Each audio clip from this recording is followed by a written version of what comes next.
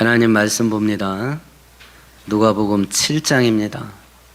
36절에서 50절까지 한 절씩 교독합니다. 신약성경 102페이지입니다. 한 바리새인이 예수께 자기와 함께 잡수시기를 청하니 이에 바리새인의 집에 들어가 앉으셨을 때에 그 동네에 죄를 지은 한 여자가 있어 예수께서 바리새인의 집에 앉아 계심을 알고 향유 담은 옥합을 가지고 와서 예수의 뒤로 그 발 곁에 서서 울며 눈물로 그 발을 적시고 자기 머리털로 닦고 그 발에 입맞추고 향유를 부으니 예수를 청한 바리새인이 그것을 보고 마음에 이르되 이 사람이 만일 선지자라면 자기를 만지는 이 여자가 누구며 어떠한 자 곧 죄인인 줄을 알았으리라 하거늘. 예수께서 대답하여 이르시되 시몬아 내가 네게 이를 말이 있다 하시니 그가 이르되 선생님 말씀하소서. 이르시되 사람에게 빚진 자가 둘이 있어 하나는 500데나리온을 졌고 하나는 50데나리온을 졌는데 갚을 것이 없으므로 둘 다 탕감하여 주었으니 둘 중에 누가 그를 더 사랑하겠느냐. 시몬이 대답하여 이르되 제 생각에는 많이 탕감함을 받은 자니이다. 이르시되 내 판단이 옳다 하시고 그 여자를 돌아보시며 시몬에게 이르시되 이 여자를 보느냐. 내가 네 집에 들어올 때 너는 내게 발을 씻을 물도 주지 아니하였으되 이 여자는 눈물로 내 발을 적시고 그 머리털로 닦았으며 너는 내게 이만하지 아니하였으되 그는 내가 들어올 때로부터 내 발에 입맞추기를 드시지 아니하였으며 너는 내 머리에 감람류도 붓지 아니하였으되 그는 향유를 내 발에 부었느니라. 이러므로 내가 내게 말하노니 그의 많은 죄가 사하였도다. 이는 그의 사랑함이 많음이나 사함을 받은 일이 적은 자는 적게 사랑하느니라. 이에 여자에게 이르시되 네 죄사함을 받았느니라 하시니 함께 앉아있는 자들이 속으로 말하되 이가 누구이기에 죄도 사하는가. 함께합니다. 예수께서 여자에게 이르시되 너를 구원하였으니 상관이 가라 하시니라. 아멘. 아멘. 한국통신에 다니는 한 직원이 아내가 병 때문에 일찍 세상을 떴던 것 같아요. 어린 아들을 혼자 키우고 있는데 그 아들과 있었던 일을 인터넷에 올린 짧은 글을 읽어본 적이 있어요. 저녁 식사를 마치고 이제 커피를 마시는데 아들이 아버지에게 물어봅니다. 아빠는 왜 항상 차를 마실 때 깨진 컵에다가 커피를 마셔? 라고 물어봐요. 이 컵은 아빠한테 소중한 거야. 아빠가 엄마한테 청혼했을 때 엄마가 놀래서 컵을 떨어뜨려서 손잡이가 깨진 거야. 그래서 이 컵은 아빠한테 소중한 거야. 그러니까 아빠가 또 이 컵이 아빠한테 왜 소중한 것 같아? 라고 물어보니까 아들이 그거야 엄마를 사랑하니까요. 이렇게 대답했다 그래요. 이 아버지 말이 걸작해요. 깨지고 부서졌어도 사랑하게 되면 소중해지는 거야. 이렇게 아들한테 말했다 그래요. 오늘 성경 본문이 바로 이거에 대해서 말하는 겁니다. 오늘 성경은 우리들에게 하나님의 사랑이 모든 죄를 덮는다라고 하는 것을 바리새인 집에서 식사하다 생긴 사건을 통해서 우리들에게 교훈하셔요.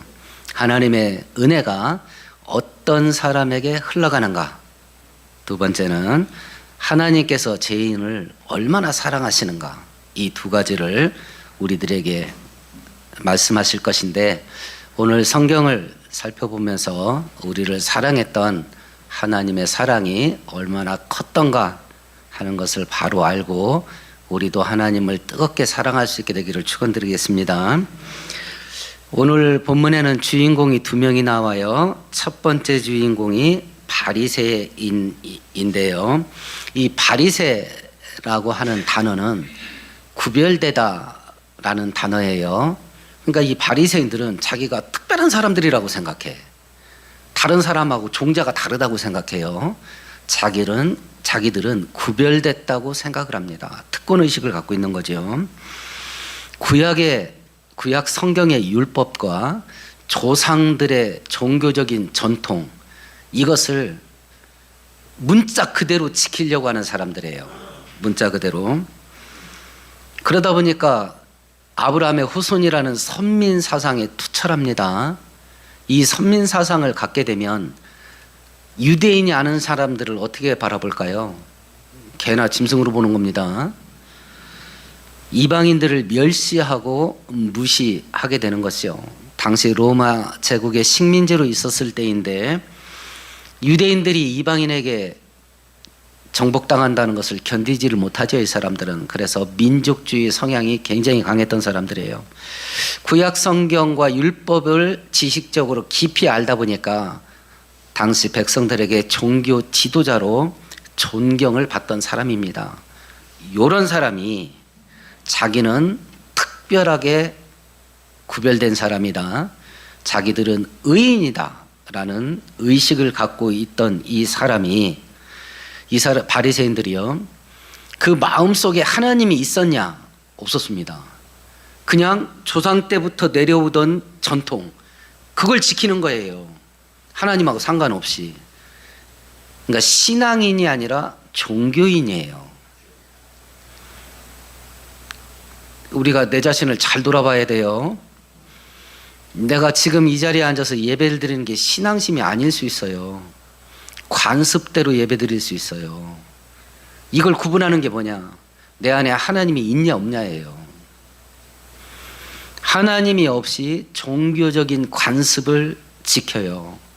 그리고 다른 사람들은 죄인 취급하고 멸시를 해요. 그래서 예수께서 독사의 자식들이라고 욕했던 거예요.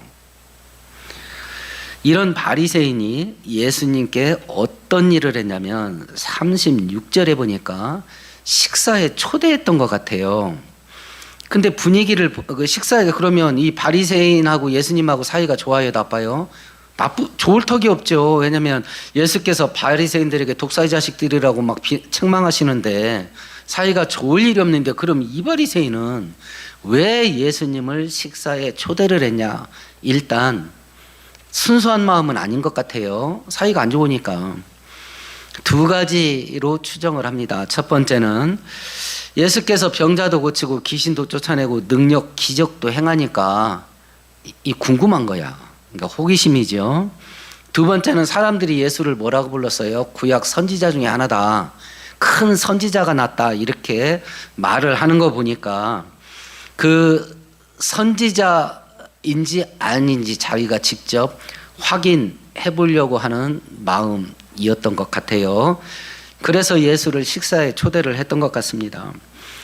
그런데 이 예수님을 식사에 초대를 해놓고 손님 접대를 위한 기본적인 대접도 안 해요. 그래서 의도가 순수하지 못했다, 이렇게 우리가 추정해 볼 수 있는 거죠. 44절에서 46절까지 보면 부자가 됐든지 가난한 자가 됐든지 중동 이스라엘 지역에서 손님을 초대를 해서 내 집에 손님이 왔다 하면 세 가지는 기본적으로 쫙 제공을 해야 돼. 그 첫 번째가 44절인데 뭔 것 같아요? 발 씻을 물을 주는 거야. 여기는 사막 기후니까 신발이 쓰레빠른다. 샌달이에요. 샌달을 신고 다니니까 발에 흙먼지가 잔뜩 묻잖아요. 그러니까 문 옆에다가 항아리를 놔요. 그게 손발 씻는 물이에요. 가나 혼인잔치집에서 물을 포도주로 만든 그 물이 이 물이에요. 그러니까 일단 발 씻을 물을 주는 거예요.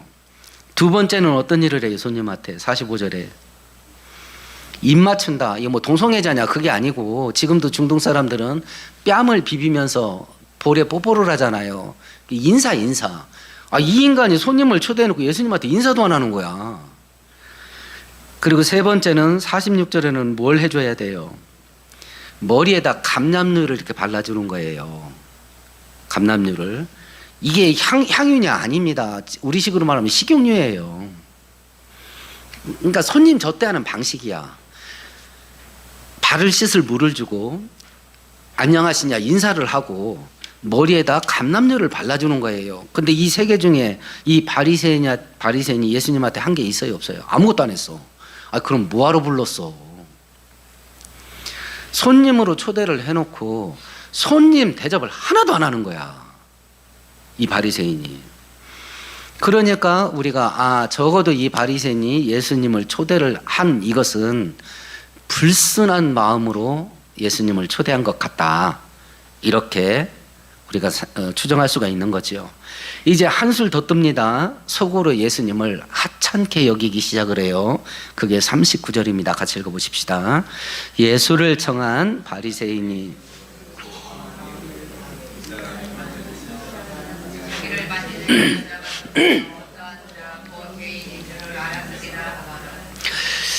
이때에요, 한 죄인인 여자가 예수님이 있는 집에 들어왔을 뿐만 아니라 방에 들어왔어.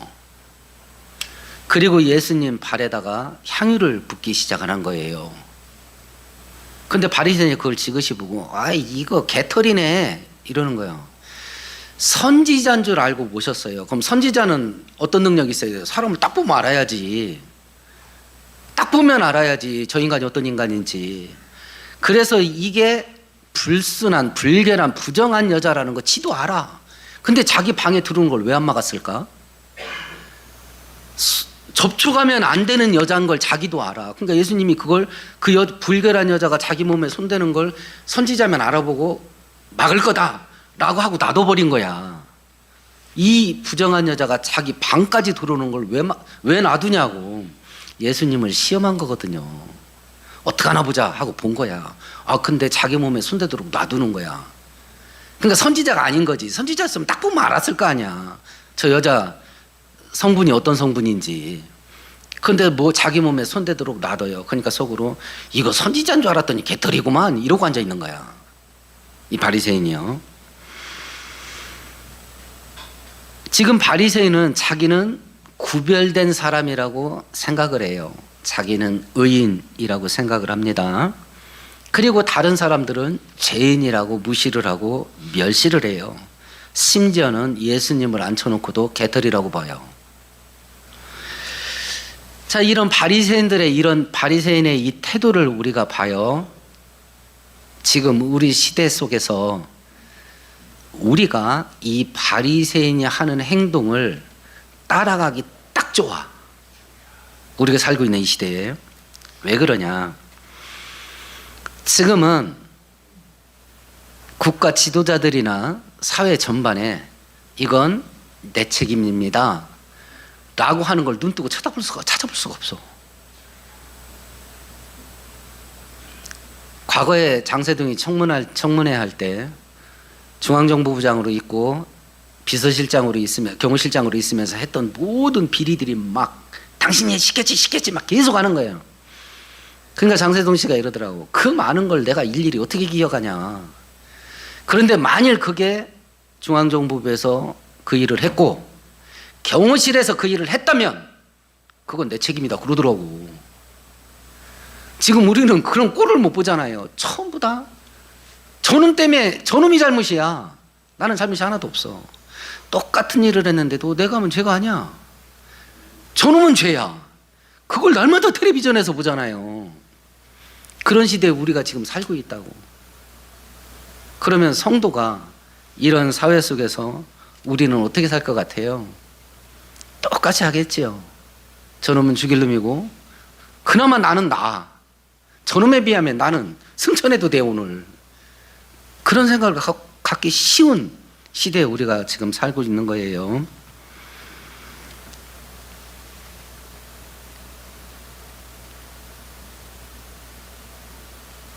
오래전에 한 책을 읽었는데 이런 이야기가 있어서 기억에 남아요. 매춘부로 있다가 나이가 들어서 은퇴를 했어요. 이 여자가 사람들한테 너무 시달리고 살아가지고 막 사람이라면 징그러워 죽겠어. 그래가지고 사람 많이 없는 시골 마을에서 집 하나 얻어놓고 여생을 보내자 하고 시골을 내려갔어요. 이 여자는 자기가 험하게 사는 걸 지가 알아. 그리고 나서 그 일에서 은퇴를 한 뒤에는 교회를 다녀봐야 되겠다 하고 교회를 나간 거예요. 아무리 나이가 들어서 은퇴를 했지만 이거 자태가 이게 종자가 달라.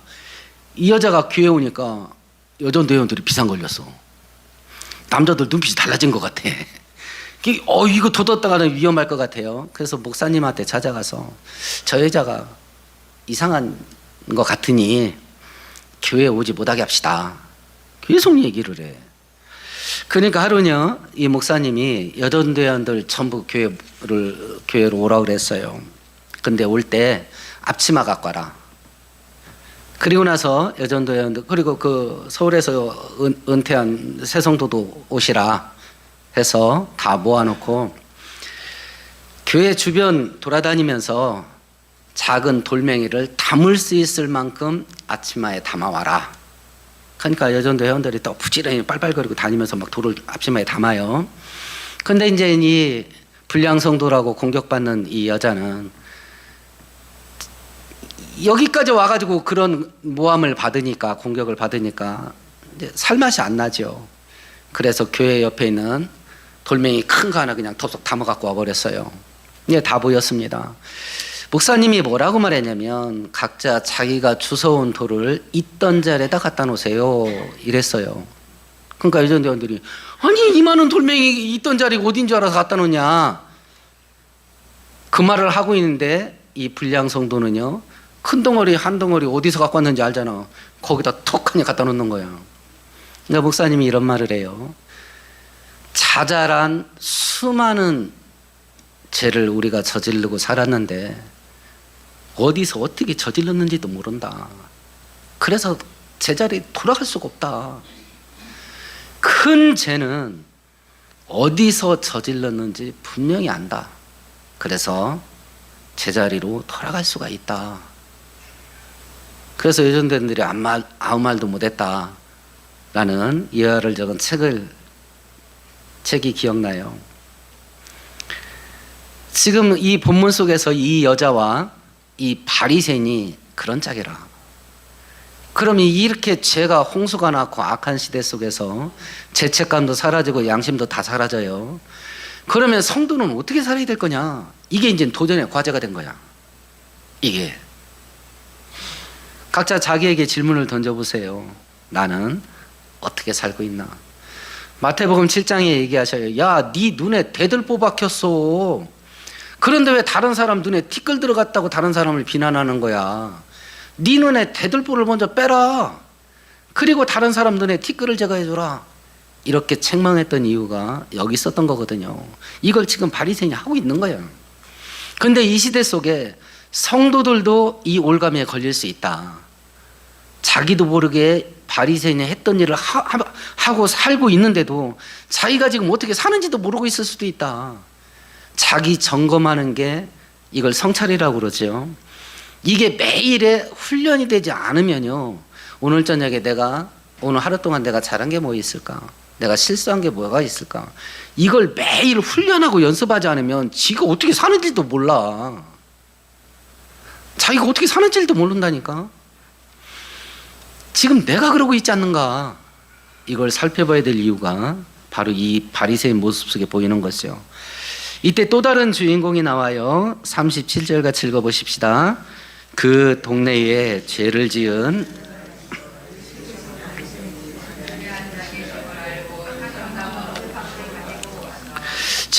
한 여자가 있네요.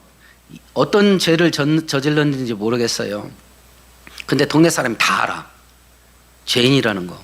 근데 바리새인이 이 여자가 예수님의 몸에 손대는 걸 예수님이 허용하는 걸 보고 이거 선지자인 줄 알았더니 개털이네 라고 할 만큼 접촉하면 안 되는 여자야. 온 동네 다 소문났어. 그런 여자라고. 우리나라도 뭐 100여 년 전만 해도요, 여자가 사회 활동할 기회가 거의 없었던 시대가 있어요. 고대 시대는 당연하죠.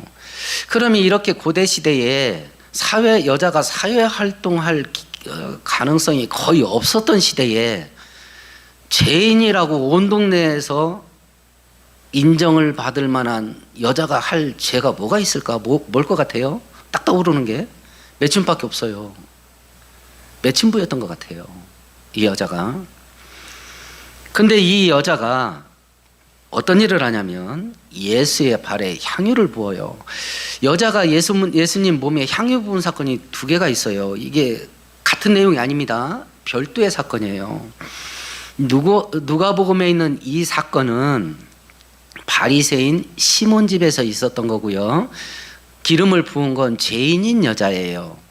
그리고 기름의 종류는 그냥 향유예요. 그리고 예수님의 발에 부어요. 누가복음 빼고 나머지 세 복음서에 나오는 그 기름 붓는 사건은요, 베다니 지역에 사는 문둥이 시몬 집이에요. 기름 부은 여자는 막달라 마리아예요. 기름은 나드 향이라고 되어 있어요. 그리고 예수님의 머리에 부어요. 예수님 몸에 향유를 부은 사건은 두 번 있습니다. 사역 초기에 죄인인 여자가 예수님의 발에 기름을 붓고요. 사역 말기에 최후의 만찬 가까운 즈음에 막달라 마리아가 예수님 머리에 나드 향유를 부어서 예수께서 이 여자가 지금 내 장례식을 준비한 거다라고 말씀한 겁니다. 별도의 사건이에요. 그러면 이 죄인인 여자가요, 다른 사람도 죄인이라고 요구를 해. 본인이 알까요, 모를까요? 지도 알아. 왜 그러냐면 덩어리가 너무 커. 자기도 죄인인 거 알아. 다른 사람도 다 욕해. 이 여자가 이제 예수님에게 온 거예요. 어떤 일을 하냐면 38절을 하네요. 같이 읽어보십시다. 예수의 뒤로 그 발 곁에 서서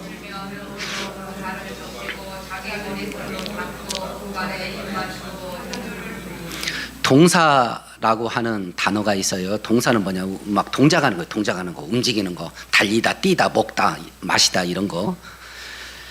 세 개의 동사가 나와요. 울다, 발을 적시다, 머리털로 발을 씻기다.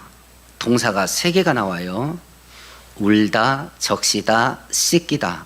동사가 세 개인데 전부 다 미완료형이야. 동작이 완료가 안 돼. 그러면 어떻게 한다는 뜻이에요? 계속 반복한다는 뜻이야. 이 세 개, 울며 발을 적시고 발을 씻기는 행동을 계속 반복해. 그럼 이 여자가 예수님 앞에 털썩 주저앉아서 뭐 했다는 거야? 그냥 우는 거야. 오고 가는 말도 없어. 그냥 울어. 그것도 계속 울어. 거기다가 하염없이 울어. 계속 울어. 우리도 울 일이 많습니다. 서러우면 또 울게 되지요. 일이 안 풀리면 울게 됩니다. 병들면 아파서 울기도 하겠고요. 돈 없으면 가난에 찌들려서 울기도 할 겁니다.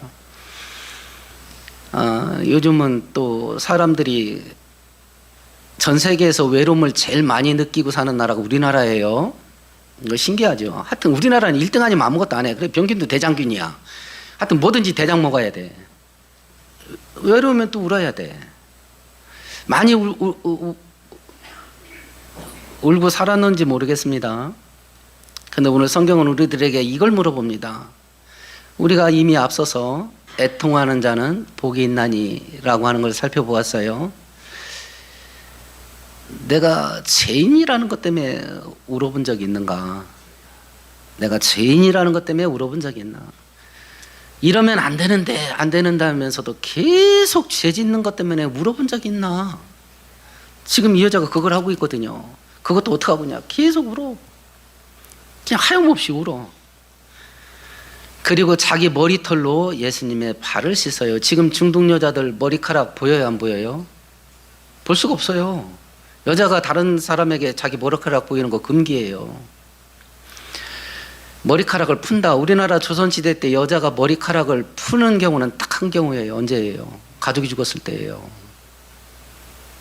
이 쪽진 머리를 풀지를 못했다니까요. 그걸 풀어 헤치는 경우에는 가족이 죽었을 때예요. 아니면 나라님이 죽거나 그런 경우 아니면 머리를 풀지를 않아요. 근데 이 여자가 예수 앞에서 그걸 해요. 자기 머리를 풀어. 자기 머리를. 그리고 예수님의 발을 씻겨줘. 중동 지역에서요, 다른 사람 발은 누가 씻겨줘요? 노예가 씻겨주는 겁니다. 노예가 시켜주는 겁니다. 그래서 부잣집은, 그러니까 가난한 집에 손님으로 가면 주인이 발 씻으세요 하고 씻을 물을 떠주고, 부잣집에 가면 여기 앉으세요 하고 그 집 노예가 손님 발을 씻겨주는 거예요. 그래서 예수께서 최후의 만찬 때 제자들의 발을 씻겨준다니까 제자들이 기겁을 했던 이유가 노예가 하는 일이었거든요. 근데 왜 그랬냐? 그 자리에서 제자들이 쌈질을 하는 거야. 그 자리에서 싸웠던 내용이 뭐예요? 누가 크냐 하고 서로 싸워요. 예수님이 오늘 저녁에 나 죽는다 그랬는데 그 얘기를 듣고 또 쌈질하고 있어. 예수님이 왕이 될 거라고 하는 그 오해를 벗어나지를 못해요. 예수님이 임금 될 건데 이제 누가 큰 자리 차지할 거냐고 계속 쌈질해. 그러니까 예수님께서 식사하시다 말고 수저를 탁 놓고 나가서 대야에다 물 떠서 발을 씻긴 거예요. 그러니까 쌈질이 멈춘 거야. 그 세족식을 해주는 것 때문에. 노예가 하는 일을요, 이 여자가 하는데 자기 머리털로 해. 자기 머리털로.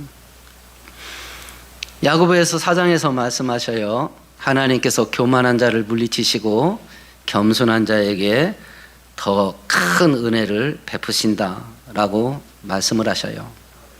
내가 신앙생활 할 때 내가 여기서 얼마나 더 하냐, 이 정도 했으면 됐잖냐 라는 생각을 품는 그 순간에 하나님의 은혜는 저 멀리 떠나갑니다. 성경은 말합니다. 네가 신앙 때문에 순교를 해도 하나님이 너한테 준 은혜에 비하면 그건 아무것도 아니다, 그렇게 말해요. 근데 이 정도면 됐어, 신앙생활하면서 그 생각을 갖고 있거나 여기서 얼마나 더 하냐 라는 생각을 갖고 있다면 그 순간에 하나님의 은혜는 산 너머로 떠나는 겁니다. 이 여자가 예수님 발에 향유를 부어요. 비싼 거겠지요. 가장 좋은 것을 예수님께 드려요. 바리새인과 여자를 비교를 해봐요. 바리새인은 지가 섬김을 받으려고 그래요. 예수님을 사랑하지 않습니다. 심지어는 무시하고 멸시를 합니다. 이 여자는 예수를 섬기려고 그래요. 예수를 사랑합니다. 그리고 가장 귀한 것을 지금 드리고 있어요. 자, 그러면 이 여자한테 예수께서 무엇을 하는가 볼까요? 48절 같이 읽어볼까요? 이에 여자에게 선포를 합니다. 네 죄가 용서함 받았다라고 말을 합니다. 그러면 예수님한테 앞에 나와서 서럽게 많이 울어서, 그리고 비싼 향유를 붓고 예수님을 자기 머리털로 발을 씻기는 귀하게 대접을 해서 그 대가로 죄 용서함을 받은 거냐? 아닙니다. 이 여자가 죄 용서함을 받은 이유가 뭐예요? 50절은 뭐라고 말해요? 같이 읽어봅시다. 예수께서 여자에게 이르시되, 이 여자의 행위, 많이 울고 비싼 향유를 붓고 자기 머리털로 예수의 발을 씻기고, 이것이 귀한 것이나 바리새인이 했던 거에 비하면 매우 귀한 것이나 그것 때문에 제 용서함의 은혜를 받는 게 아니다. 이 여자는 예수께 왜 찾아왔냐? 예수가 믿어져서 미리 오기 전에 예수를 믿고 온 것 같아요. 전이가 구원자인 것 같다.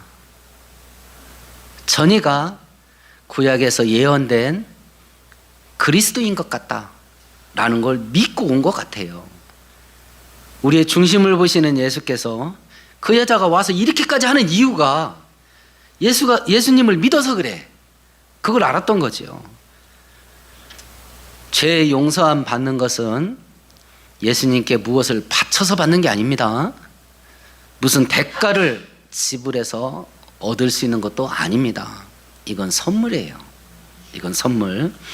그래서 에베소서 2장 8절에 너희가 그 은혜에 의하여 믿음으로 말미암아 구원을 받았으니 이것은 너에게서 난 것이 아니요 하나님의 선물이다 라고 했던 게 바로 그 은혜죠. 하나님의 축복의 최고봉, 하나님이 우리한테 주려는 은혜 중에 가장 귀한 거, 이건 구원의 은혜예요. 성경은, 신약 성경이 이걸 끊임없이 반복해요. 구원의 은혜라고 하는 보물상자에는 보물이 3개가 있습니다. 지옥 갈 수밖에 없는 죄를 용서한 것, 두 번째는 우리의 신분을 하나님 자녀되게 한 것, 세 번째는 천국을 유산으로 상속받게 한 것. 요 세 개가 한 세트예요. 이거 세트. 최고로 귀한 축복이 뭔지를 분명히 보여줬기 때문에 신약 성경은 예수 믿고 부자 됐다는 이야기가 한 구절도 없어요. 신약 성경은 낮고 천한 자가 예수 믿고 성공하고 출세했다는 이야기가 한 구절도 없다고. 그런 은혜는 안 주냐? 줍니다. 그리고 아무렇지도 않게 줄 수 있는 능력이 하나님께 있어요. 그런데 하나님이 우리에게 말씀하시는 것은 그건 귀한 게 아니요, 이걸 말하는 거예요. 마귀와 세상은 거기에 목숨 걸라고 말해. 네 인생을 갈아 넣으라고 그래. 그러면 내 인생 속에서 내 인생 중심 삼고 있는 게 뭐냐, 내 인생 목표로 삼고 있는 게 뭐냐, 그걸 본인이 점검하셔. 그게 하나님인지 천국인지, 아니면 돈인지 세상에서 잘 나가고자 하는 건지, 세상 재미와 즐겁게 살고자 하는 건지, 각자 본인이 점검하셔요. 본인이. 그런데 이 여자가 갖고 있는 믿음은 마음에 담겨져 있는 게 아니다. 예수를 향한 믿음이 진짜면 이건 반드시 겉으로 표현된다. 그럼 이 여자의 진짜 믿음이 어떤 식으로 표현이 됐냐? 첫 번째는 죄에 대해서 애통하고 우는 걸로 표현돼요. 자기의 신분에 대해서 애통해. 자기 신분이 뭐야? 죄인이야. 그걸 애통해 하는 거예요. 자기 행위에 대해서 애통해. 자기가 한 짓이 뭐야? 죄 짓는 거잖아. 그걸 슬퍼해. 진짜 믿으면요, 바로 여기에서 죄에 대한 반응이 달라져요. 옛날에는 죄 짓는 줄도 몰랐지만 그거 하면 막 좋아 죽으려고 그래. 너무 재밌어. 너무 재밌어. 근데 진짜 믿음을 갖게 되면 죄에 저항하기 시작해. 죄를 안 지려고 그래. 그리고 죄를 미워해. 심지어는 죄 짓는 자기를 증오해. 죄에 대한 반응이 달라져. 진짜 믿음을 갖고 있으면. 진짜 믿음을 갖고 있으면. 두 번째는 진짜 믿음을 갖고 있으면 자기가 믿는 예수님을 어떻게 하는가. 47절 같이 읽어보십시다. 이러므로 내가 내게 말하노니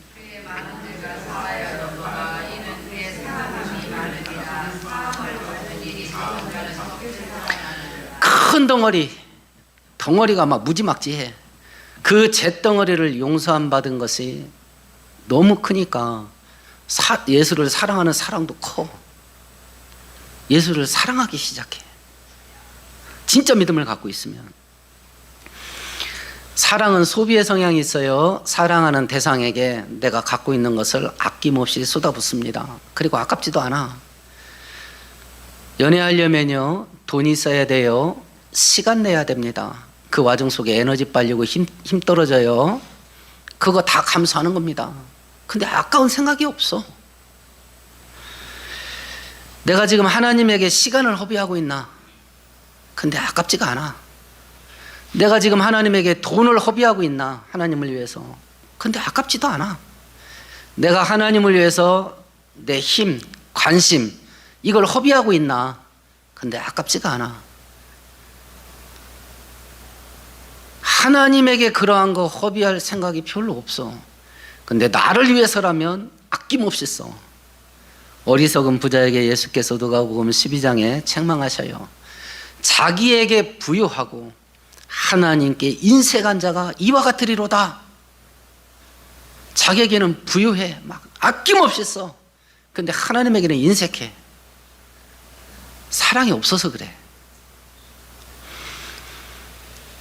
미국의 작가였던 아이버 포웰이라고 하는 작가가 성경의 창문, 성경의 유리창이라고 하는 짧은 글을 썼는데요. 그 내용이 이런 내용이에요. 한 부자가 갑자기 죽었어요. 유언장이 없어. 그러니까 시에서 일단 생활 가재도구는 경매로 팔자. 그래서 그 기금은 복지기금으로 돌리자라고 해서 가재도구를 경매에 내놓게 됐어요.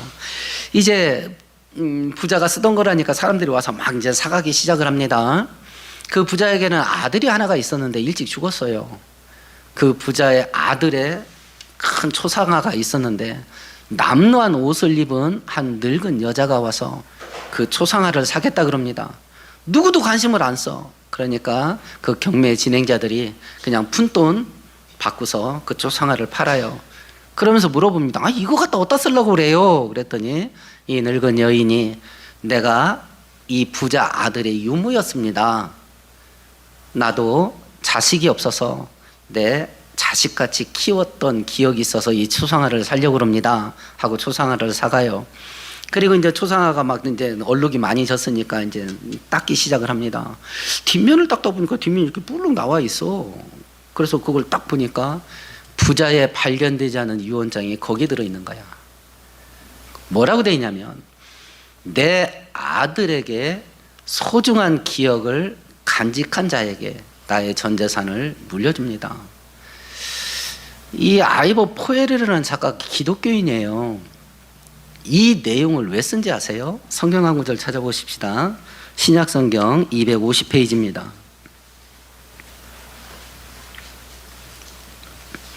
로마서 8장 32절 같이 읽습니다. 자기 아들을 아끼지 아니하시고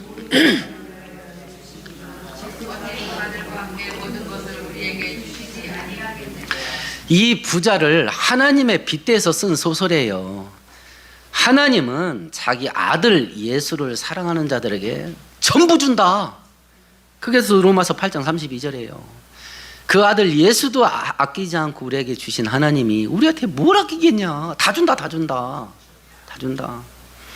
오늘 성경은 분명히 이야기합니다. 하나님이 죄인을 얼마나 사랑하는지. 하나님을 사랑하는 자에게 하나님도 은혜 주신다. 은혜 주신다. 오늘 말씀 생각하시면서 함께 동성으로 기도하십시다.